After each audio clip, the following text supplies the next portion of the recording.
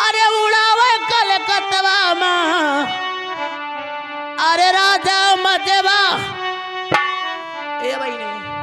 आ कहीं हम अपन कहता है जाके नहीं गोड़ बेवाई का जाना है वो पीर पर आई नहीं है सुना ए उड़ावे कलकत्ता अरे उड़ावे कलकत्ता माँ अरे राजा मजेबा उड़ावे कलकत्ता माँ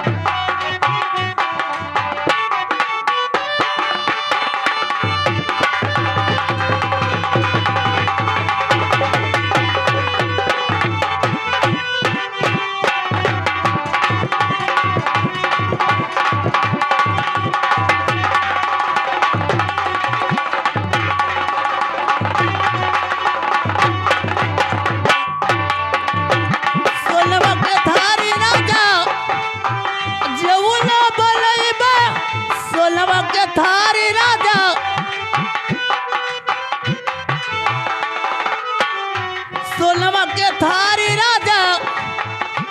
जबुला बलैबे अरे जबुला बलैबे हो जब चाहे हमारा लगे हो जब बालू रतवा माँ राजा सैया मजेबा उड़ावे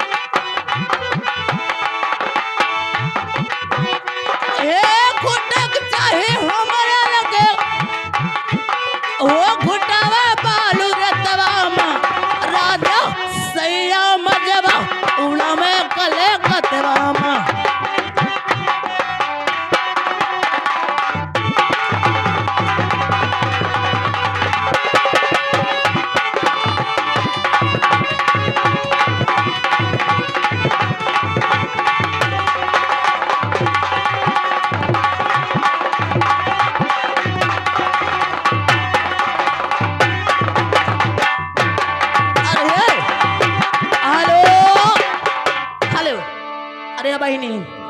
ए दीदा ये बताओ कब हमारे मर्द का पता बताई हो तू लोग तोरे मर्द के पता हारमोनिया मास्टर बताई हैं